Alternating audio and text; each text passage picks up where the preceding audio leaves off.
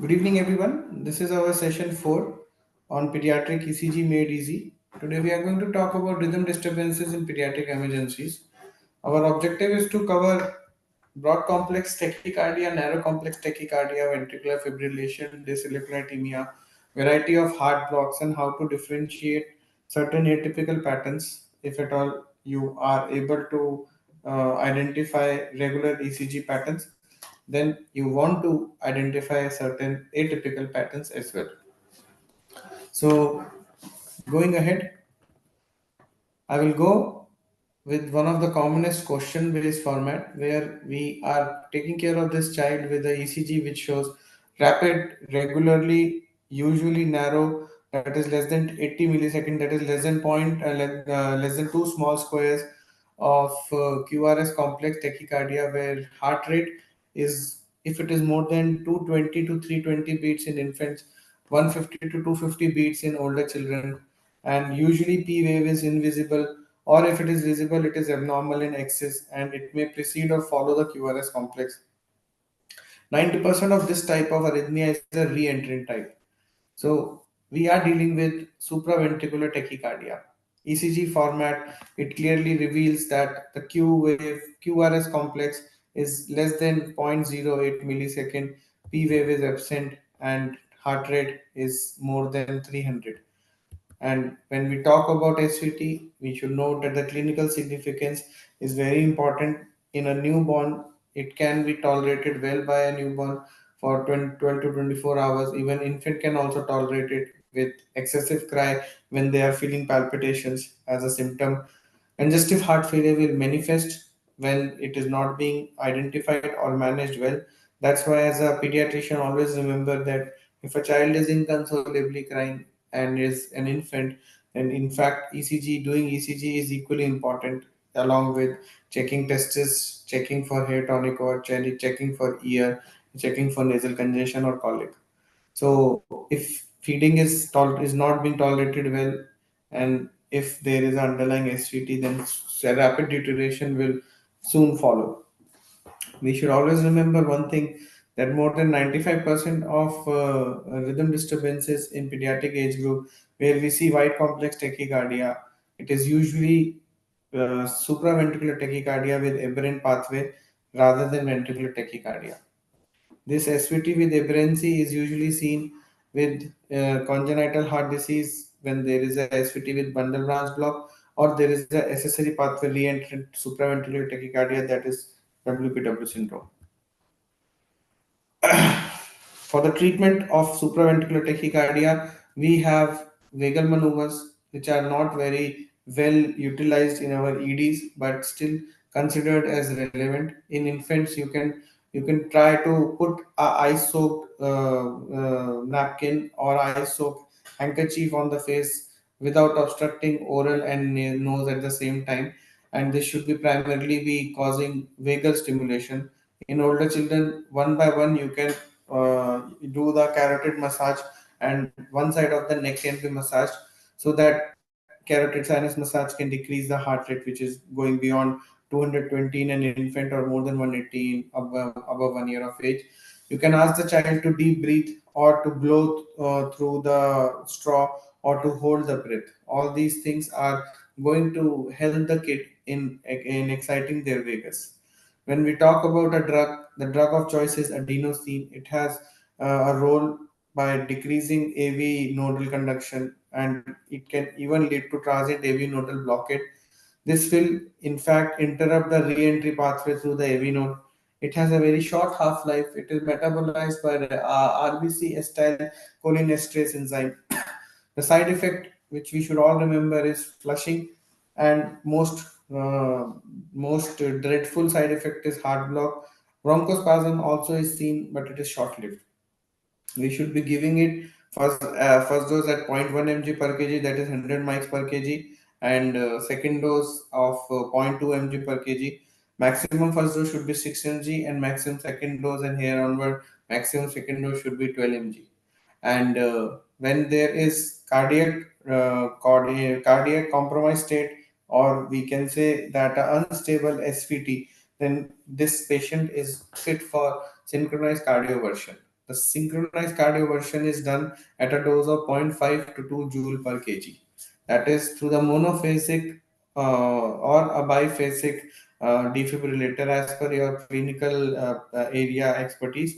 You can choose the dose. You can choose the defibrillator as per availability, but the dose remains the same, zero point 0.5 to 2 joule per kg. We start with zero point 0.5 joule per kg and give the shock. If it is not reversed, then go with 1, then go with 2.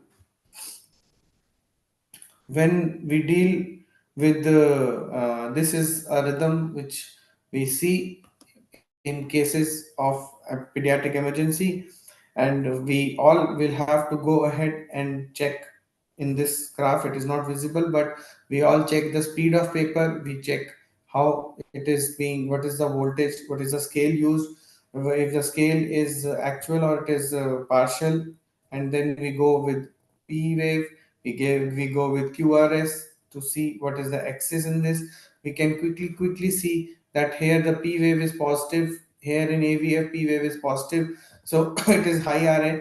But if you see the qrs axis, there is there it is a s wave prominence, that is a negative qrs axis, and positive qrs axis in avf. So we it is a right axis deviation. When we see q lead to, then we have to check for pr interval, p wave morphology. But if we see clearly, can we see a p wave? So no, we cannot see a p wave in this, because there is a regular tachycardia where the heart rate is around 300 beats per minute. To calculate heart rate, we will go from one hour to another hour and check how many small squares are there, and we divide that number by 1500 divided by number of small square between the 2 hour and hour. Here it will be around 300. When we have seen this patient with a speed of 25 millimeter per second, that means in 1 second the paper will be crossing 2.5 centimeter, that is 2.25 millimeter, then this is the ECG pattern. But when we double the speed, that means in 1 second 5 centimeter will be passed. So all the waveform will be stretched. In this, we will be able to appreciate that there is no P wave before QRS complex. And we can also see that the AV nodal re-entry can be shown by presence of the rapid rate, which is the most common cause of SVT in pediatric age group.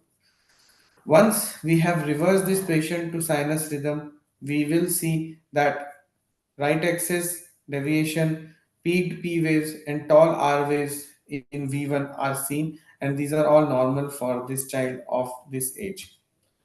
For taking an example, in one go, when we look at such ECG, we see two RR interval. There are 10 small squares in between. We have to divide it, and we have to calculate the number of small squares, 1500 divided by small square, or we have to calculate 300 divided by how many large squares. So 300 divided by 1, that is 300.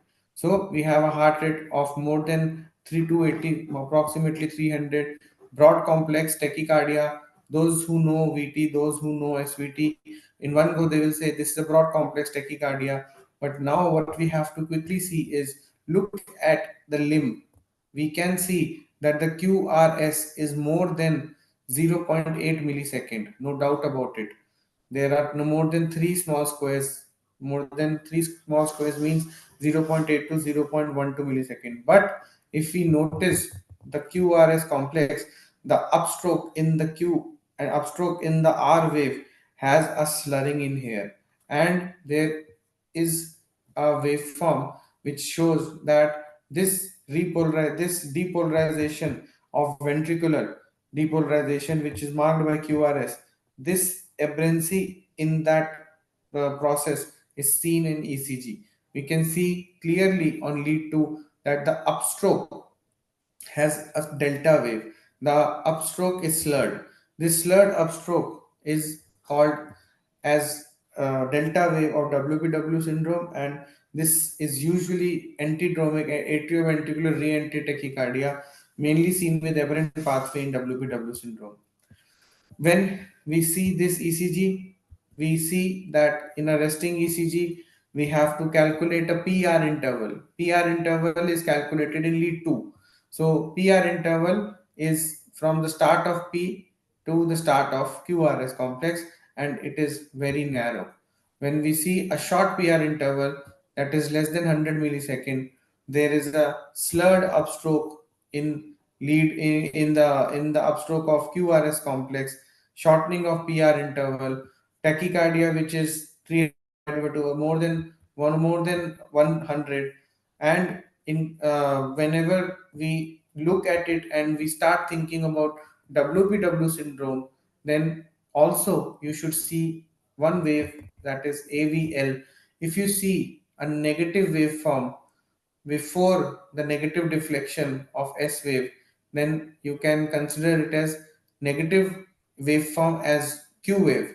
But actually, it is a pseudo Q wave pattern which is seen only in AVL. It is not supported by lead 1 nor supported by lead 3, where we should see Q waves.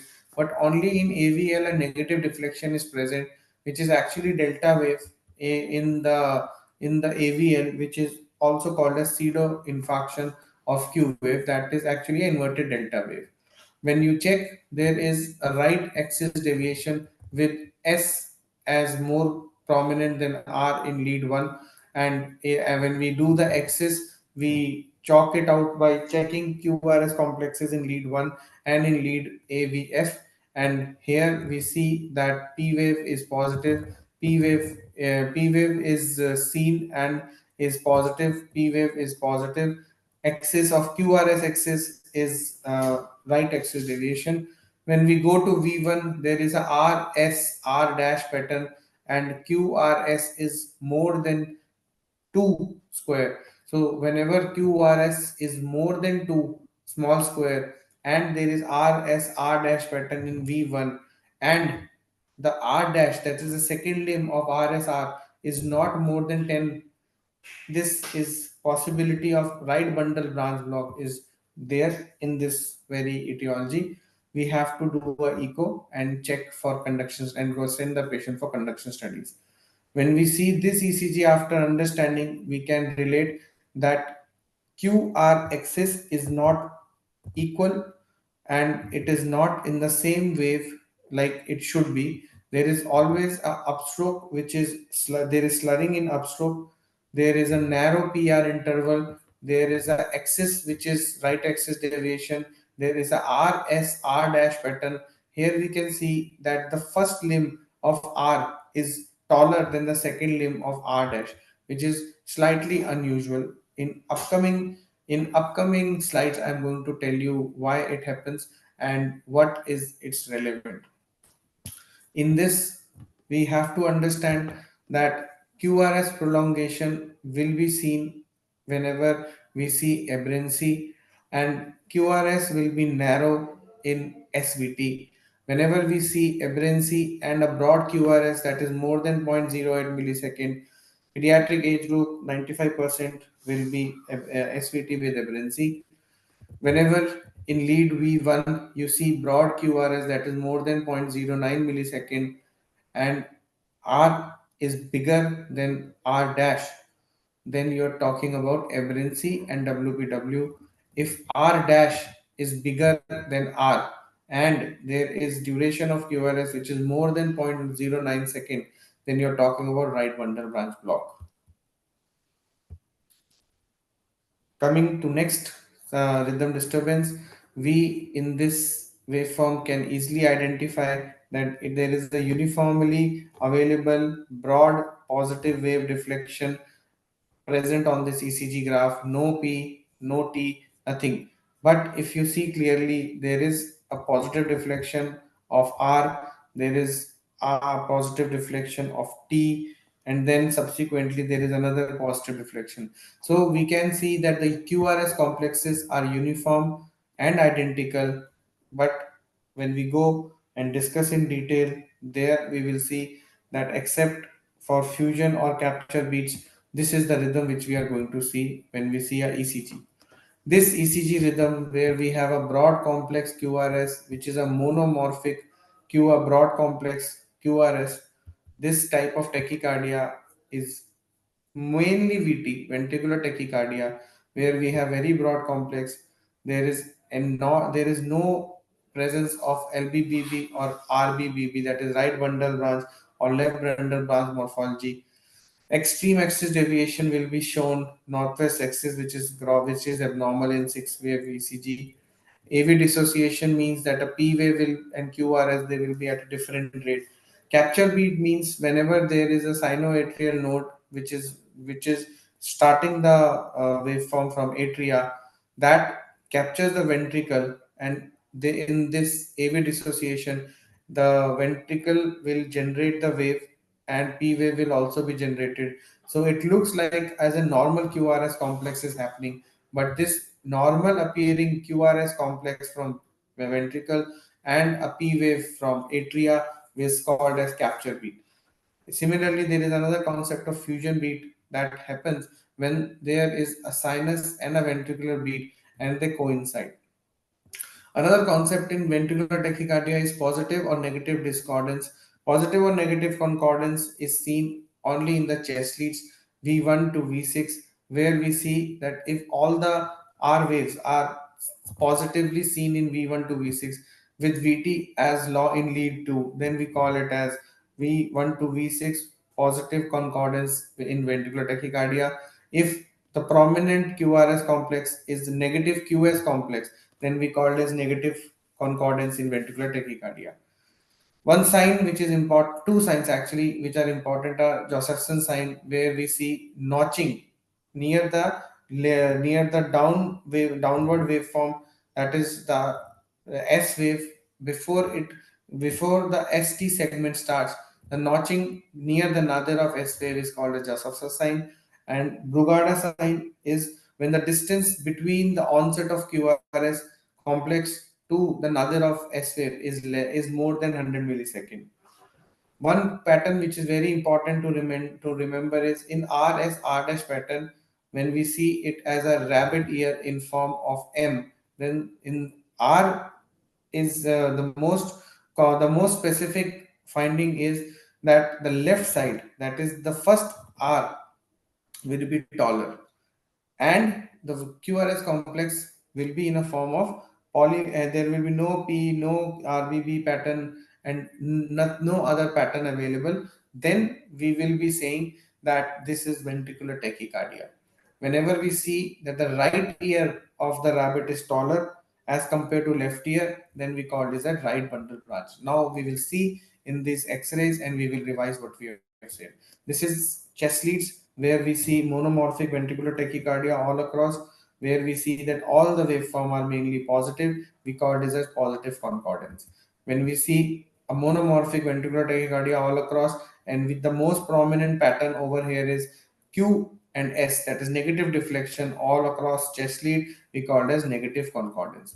When we talk about signs, when we see a notching at the S wave, that is the negative deflection below the isoelectric line with a notch before the peak of S wave, that is called as nadir of S wave. This is called as Jefferson sign, Josephson sign. When we talk about Brugada sign and we measure the number of small square between the start of R wave to the nadir of S wave, if the number of small squares are more than 2.5, then it means that RS interval is increased by more than 100 millisecond. This is called as Brugada sign, which is seen in ventricular tachycardia. These are certain signs which are very characteristic, which will help you to identify that this type of patient will are coming. And once you identify Brugada, Josephson, and you discuss with your other colleagues, you will feel happy that you were able to pick up. Now, if you see this ECG, when you see the chest leads, what is the pattern? It is positive concordance. What is the pattern in lead 2 and lead 3? We can easily see that there is one abnormal finding in the negative deflected S wave. Before the nadir, there is one upstroke, that is slurring, which is seen. This deflection is called as Joseph's sign. So monomorphic VT with uniform QRS complexes, axis cannot be determined. QRS is broad, that is more than 200 millisecond. Joseph's sign is seen in lead 3 with S wave positive. Again, we will see a monomorphic ventricular tachycardia. Here we can see that there is presence of another abnormal QRS. Then we can see there is presence of normal PQRS. Then PR interval is slightly prolonging. Then when we see this waveform, there is no correlation between this waveform, and it seems like there is no P or dissociated PQRS complex. Then again, there is a normal PQRS waveform. But this PQRS waveform, in this one strip, there is abnormal QRS complex. All of a sudden, there is a normal PQRS complex. So what are these? So we have very broad complex, very broad QRS complex with QRS complex of more than 200 millisecond, which has a uniform morphology. There are fusion beats and there are capture beats. There is Brugada sign which is present, that is the QRS duration from start of Q to end of R is more than 100 millisecond. Most important waveform to check for QRS is V6. So we check from R, the start of R to the end of S. So this is where we called as that if this is the isoelectric line, then we are talking about prolonged QRS duration of more than 100 millisecond. This again is a very broad complex QRS which is monomorphic, and if you remember this type of pattern along with tenting of tall T waves on all parameter, T wave is tall, there is probability of hyperkalemia in this patient. Very broad complex URS, northwest axis when we check in P and QRS complex, we can easily see that there is upstroke slurring in lead 3, there is slurring in lead 2, and there is slurring in lead V1, V2, and this is Joseph's sign.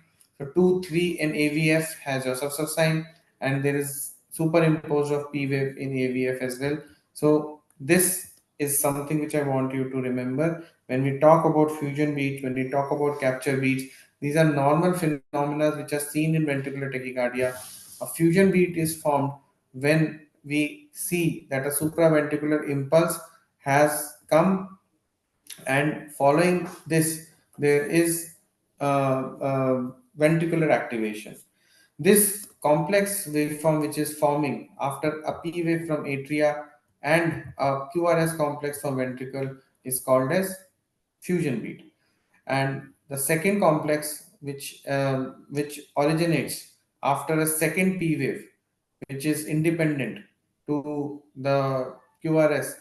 This second complex which is happening after fusion beat, the second P wave is associated with a QRS complex. This normal looking QRS complex after second P wave is called as capture beat. In the normal sinus rhythm, every P wave is associated with QRS, and this is PQRST.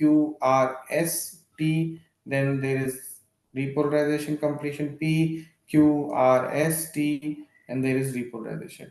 Whenever if you see the PR interval and QRS duration, we see that P and T they both are positive. Again, monomorphic ventricular tachycardia, right axis and right axis deviation, northwest axis also is seen. There is positive concordance in V1, V2, and when we go ahead, there is in this V1, we can see that the complex is broad and R dash pattern is there, and there is taller in V1, we can see that the left ear is taller than the right ear. This is very specific for ventricular tachycardia. We were always talking about monomorphic ventricular tachycardia or broad QRS complex, which looks absolutely same in all the waveform. Be it 1, be it 2, be it long lead 2, be it any waveform, the broad complex tachycardia is looking same broad. But when we see this, there is an isoelectric line in between, and we can see a harmonic. There is polymorphism. One is of this shape, other is of this shape, then another is of this shape, then there is another small thing and big thing. So this is called as polymorphic ventricular tachycardia. This is also a form of ventricular tachycardia where there are multiple ventricular foci which lead to QRS complex, which have a different amplitude, different axis, different duration, and most common cause of polymorphic ventricular tachycardia is either ischemia or infarction. Mostly in pediatric age group, this happens with dyslipidemia, hypomagnesemia, hypocalcemia, hypokalemia. All these causes Torsades de Pointes. Torsades de Pointes is very specific because it is most common reason of death in QTC prolongation. We have discussed already in last talk where we have discussed QTC, and I request all my fellows in ECG course to go through that talk. In a rhythm strip in lead 2, we can see that we have abnormal beat over here, and then when the things are not settling down, then the ventricular tachycardia of polymorphic category is now being seen in this waveform. Whenever we come across polymorphic ventricular tachycardia, we have to understand that this will not come alone, but there will always be associated sinus rhythm which has inverted T waves. U wave will be prominent because T waves are inverted, and QU interval will be prominent, where hypokalemia is the one of the most common cause. And um, Torsades de Pointes is a very important ECG for DMB students or for cardiac intensive care fellows or for pediatric intensive care fellows as well. Next question is broad complex QRS with more than 120 millisecond with abnormal morphology. These can be prematurely be seen either as a there will be discordant ST segment and T wave changes. There will be full compensatory pause. There sometimes can be a retrograde capture of the atria, which may be there or may not be there. Now, what are we talking about? We will see what we are talking about. So we have a QRS complex with a positive T wave. We have a normal QRS, then we have QRS normal, then followed by QRS, which is grossly abnormal, and then we have no P wave here, no waveform.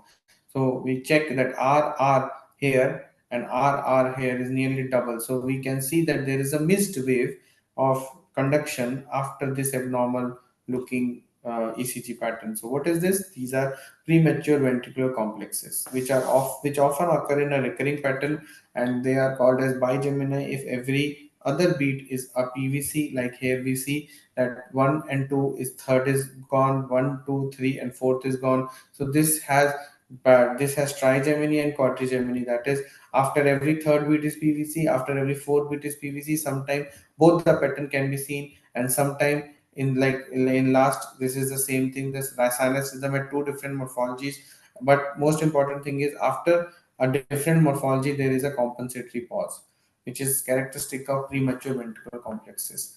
In this waveform we can see bigemini, that is, after one normal beat there is an abnormal beat, then pause, then one normal beat, abnormal beat, then pause.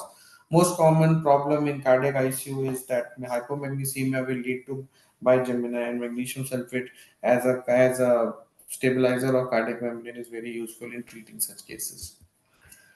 Here we see that every fourth beat is abnormal with a compensatory pause. This is called as ventricular quadrigemini. Hypokalemia, hypomagnesemia are most important. This is a normal QRS with two abnormal looking QRS complexes. This is called as couplets. When abnormal PVCs are happening together without any compensatory pause is called as couplets.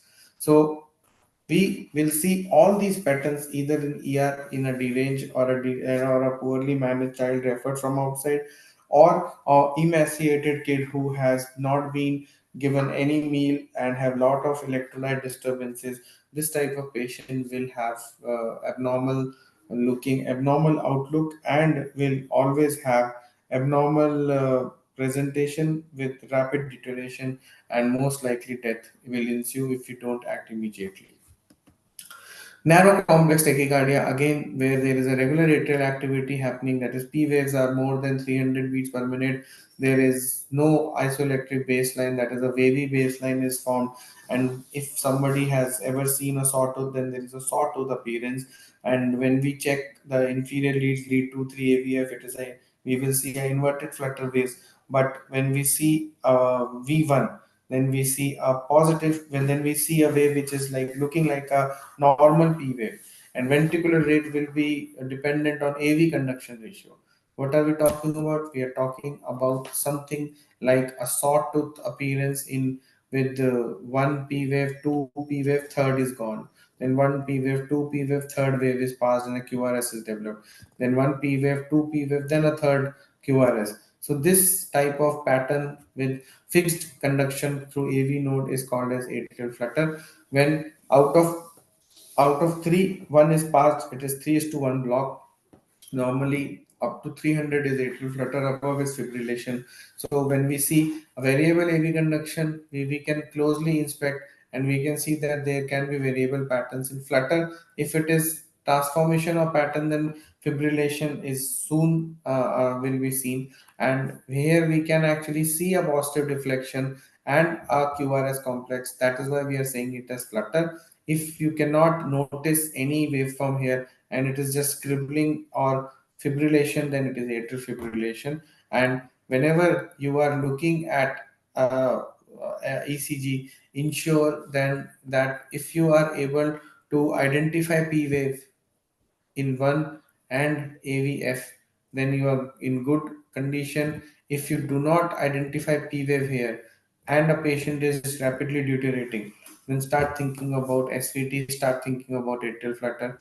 And why it is important? Because in atrial flutter, in lead 2, 3, and AVF, there will be, in this also we will see, there will be one positive flutter wave in one box.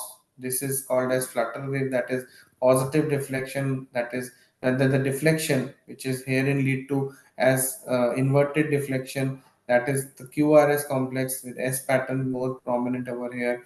In one flutter wave in every bigger box, that will make it 3 is to 1, 2 is to 1. If 2 after 2 every second, if it is transferred to ventricle, it is called as 2 is to 1 atrial flutter AV block. And when you correspondingly see the V1, you can actually see a P wave type pattern, which are actually not P wave, but these are flutter wave, and this will represent that this is atrial flutter. Whenever there is third wave which is being given distributed through the AV node and is taken by ventricle, and a lead and a QRS is generated after that, then it is called as 3 is to 1 block. If at all in this waveform, like I was saying, if the pattern is not very much managed, so when I say not very well managed means that 1 2 3 3 is to 4 is to 1 AV block, then 1, and after this there is 2 is to 1 AV block, then after 4 there is 4 is to 1 block, then 2 is to 1 block, then 4 is to 1 block, 4 is to 1 block, 4 is to 1 block, 4 is to 1 block, 2 is to 1 block. So there is a variability in this block pattern, and this lead to cardiac compromise state quickly, and atrial fibrillation will ensue. Most common cause of this is a re-entry circuit, which has been developed into the heart, most in the atria, mostly because of infarction. Mostly, this patient will lead into atrial fibrillation, clotting, and leading to stroke will be a common complication in such patients. We should always suspect atrial flutter whenever there is 2 is to 1 block, whenever there is a regular narrow complex tachycardia with a beat of 150 per minute. Whenever, in contrast, a sinus tachycardia will have beat to beat variability, but in atrioventricular non-reentrant or atrioventricular reentrant tachycardia, rate is faster. In infant, it is more than 220, above infancy, it is more than 180. And we should always try to give some vagal maneuver whenever you are able. If you are able to reduce the rate, you will be you should be happy that you are able to reduce the rate. If the variability in pattern is not there, then you are dealing with supraventricular tachycardia. And if you are using adenosine, then you will see that after usage of adenosine in of atrioventricular nodal re-entry tachycardia, there will be transformation after usage of adenosine, and a regular QRS complex will be achieved. But in case of atrial flutter, which is not being presented well after usage of adenosine, where there will be more of AV block, then AV block will be more, and then you will see a flutter wave. AV block will be more, you will see a flutter wave. After adenosine, used in case of query supraventricular tachycardia, if you are unmasking this kind of morphology in QRS and it is not a normal PQRS pattern, then you are dealing with atrial flutter, and you have to immediately rush this patient to a cardiac center where you are going to treat this patient in cardiac intensive care unit, and thus will help this patient in the best way possible. And always remember this flutter or fibrillation patients will deteriorate immediately if you are not acting quickly and you are not managing the reason for which they are affected with.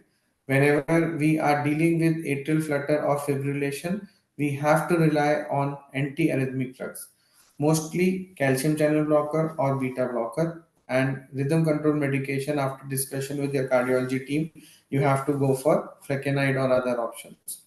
In cath lab, ablation therapy will be done if there is associated abnormal pathway which is there. If the patient is not managing and is having low BP, high lot of cardiac compromise state is seen, then we go for cardioversion in such cases. Blood thinners or rate control measure is one of the most important aspect. Why blood thinners? Because if there is flutter, then more blood is now getting stored for unnecessary reason in atria. Whenever blood is getting stagnant, the viscosity and stasis will lead to virtuous triad activation, and there will be clot. Whenever there will be clot in atria, soon it will be dislodged into the blood vessels, and there will be pulmonary embolism or there will be embolism into the brain, and stroke will ensue. These are very important findings, very rarely seen in pediatric, but if you are looking at ECG holistically from now on, I believe my efforts will help you to actually understand these important pediatric rhythm disturbances. I'm coming close to the end of session by showing couple of this last question actually. There is a chaotic irregular deflection of varying amplitude. There is no identifiable P wave, QRS, or T wave. The rate is around 150 to 500. Amplitude decreases with duration. What are we dealing with? So this again, I will like to say there is no isoelectric line. There is no proper waveform. This is the rhythm where you are scribbling on ECG without any thought process. These chaotic irregular deflections with no pattern visible, which is identifiable, is ventricular fibrillation. When you are dealing with ventricular fibrillation, it is cardioversion? No, it is defibrillation. You start with 2 joule per kg, go up to 4 joule per kg. In monophasic, you go up to 360. In biphasic defibrillator, you go up to 200. In this waveform, when you see this can be considered as polymorphic VT. Polymorphic VT, the prominence of QRS complex will make it polymorphic VT. But when we see after giving the shocks, we see the subsequent rhythm to change, and subsequent rhythm in each case appears to be an accelerated idioventricular rhythm. Why idioventricular? Because the duration of QRS is prolonged and there is no preceding P wave. So we know that this patient is relying mainly on the generation of waveform from the ventricle, which is not a very good sign. Patient, the ventricles are not meant to work to generate rhythm. Pacemaker will be needed if this patient survives this ordeal and will be better. If at all we want to do something, refer this patient or manage in cardiac intensive care units. This is again a retake for fusion beat and capture beat. Fusion beat in broad complex tachycardia, the P wave will precede a QRS where both of them will appear in synchrony. Although this happens in ventricular tachycardia, this pattern will be followed by, after this fusion beat, the second, which we will again get a QRS complex which will be broad, and the second P wave is associated with a normal looking QRS complex. This is called as capture beat. So this concept of capture beat and concept of fusion beat are only seen in ventricular tachycardias. The PR interval, that is more than 200 millisecond between the start of P to the start of Q, is PR interval prolongation, where PR interval is more than 0.016, that is here more than 4 square, that is prolonged PR interval. 0.12 to 0.16 is normal PR interval. It's more than 200 is 5 small square. Whenever you see that every PR interval is prolonged, this is type 1 block.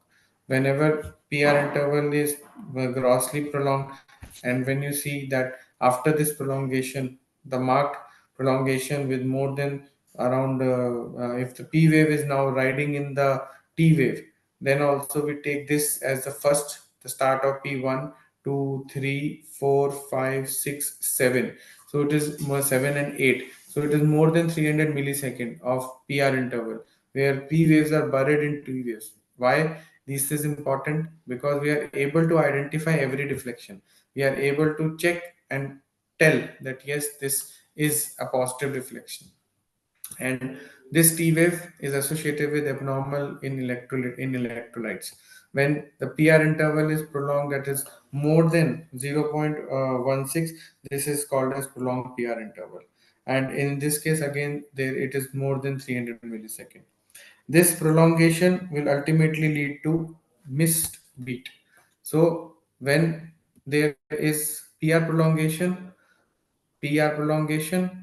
subsequently PR is getting prolonged, and there will be a time when there will be no QRS complex. When this is the case, this is called as type 2 heart block, and this type 2 heart block will lead to will be also called as Mobitz type 1 block. So PR interval is no, is longest. The PR interval will be longest before the drop beat, and it will be shortest after the drop beat. This is the catch which we have to understand when we talk about PR interval. The normal duration of PR interval is very important. It should be age appropriate, and you have to check the criteria whether this age or gender, what is the normal PR interval. 0.12 to 0.16 is considered as PR interval as normal, and in certain age group up to 0.2 millisecond is also considered as normal, but in pediatric 0.12 to 0.16 is considered as absolutely normal. When we see that this is type 1 mobiles, like I said, PR interval is gradually prolonging, and after the longest PR interval there is a drop beat, and again after a drop beat the first PR interval after drop beat is the shortest. Again, another type of block, that is type 2 block, is PQRS, PQRS, PQRS, PQRS, then no PQRS. That means the all of a sudden the block is not there. There is no prolongation, and all of a sudden there is absence of waveform.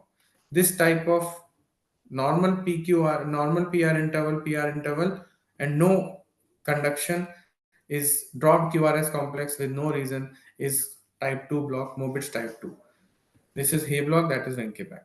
So Mobitz type 1 is Venkeback, Mobitz type 2 is Hay block, and this is the last slide of my presentation where we are seeing that P is happening on its own. P has no correlation with QRS. Duration of QRS is more than 0.02 millisecond. That is more than 5 small squares, and it has no relation with P wave. So there is complete AV dissociation where a heart rate from atria is more than 100 and heart rate from ventricular is around 40. This waveform is called as complete heart block. Again, complete heart block need pacemaker, electrolyte imbalances are there, and we have to ensure that we identify so that we take care of this patient in much better way. And with this, I will conclude my talk, and I would gladly accept any questions, if any. Uh, Thank you for your time.